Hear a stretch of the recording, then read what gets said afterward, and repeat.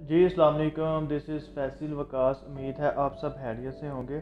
इस वीडियो में हम डिस्कस करेंगे income tax rate for businessman के जो कारोबारी बंदे हैं, सोल प्रोप्राइटरशिप हैं, पार्टनर्स हैं, जब अपनी रिटर्न फाइल करेंगे और उनकी कितनी इनकम होगी और उसके ऊपर कितना रेट लगेगा।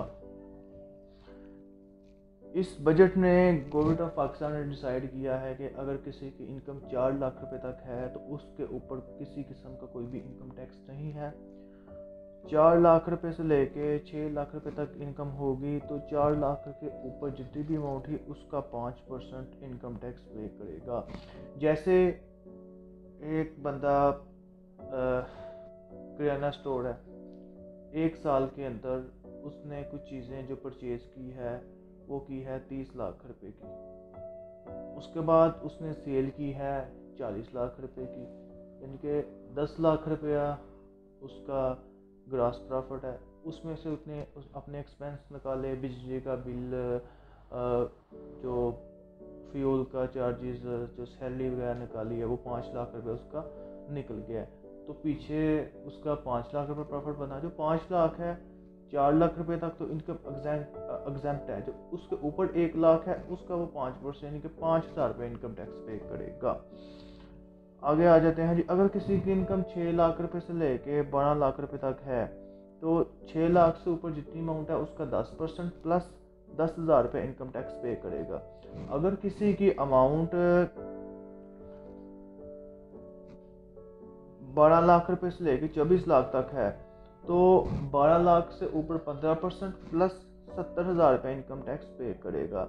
अगर किसी की इनकम 24 लाख से लेके 30 लाख तक है तो 24 लाख से ऊपर 20% प्लस 2.5 लाख रुपया इनकम टैक्स पे करेगा। अगर किसी की इनकम 30 लाख से लेके 40 लाख तक है तो 30 लाख से ऊपर 25% प्लस 3,70,000 रुपया इनकम टैक्स पे करेगा।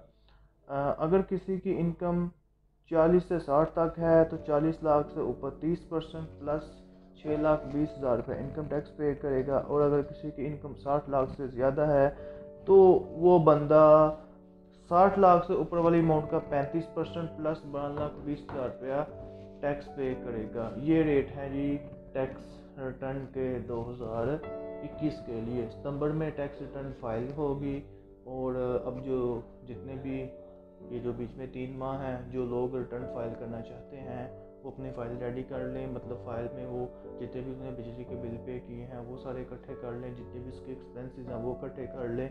और जहाँ से अगर उन्होंने बाहर से कुछ उनके अकाउंट में रेमिटेंस आई है तो उसका सर्टिफिकेट ले लें। इसके अलावा जो टेलीफोन यूज़ कर रहे हैं, फ़ोन वगैरह, इसका जिस कंपनी का भी है वहाँ से टैक्स का सर्टिफिकेट ले ले। बैंक से टैक्स का और ज़कात का सर्टिफिकेट ले ले।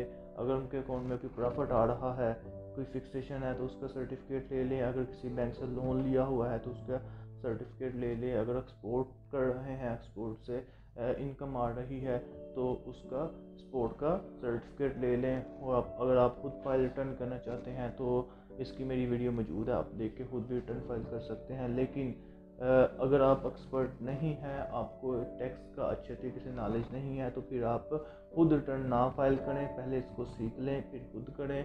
क्योंकि इसमें कुछ मामला ऐसे कम्प्लेक्स हो जाते हैं कि जिसकी वजह से फिर आपको नोटिस आ सकता है और परेशानी बन सकती है।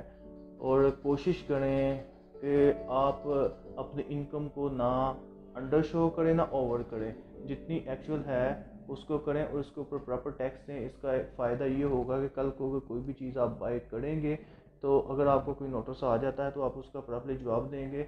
ना कि सूरत में फिर आपके ऊपर कंसीलमेंट ऑफ एसेट का भी केस हो सकता है, बिलो इनकम, कम इनकम शो करने का भी केस हो सकता है और आपको काफ़ी नुकसान इसका वो करना पड़ सकता है।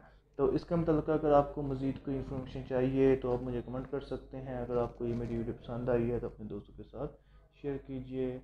अपना ख्याल रखिएगा। अल्लाह हाफिज़।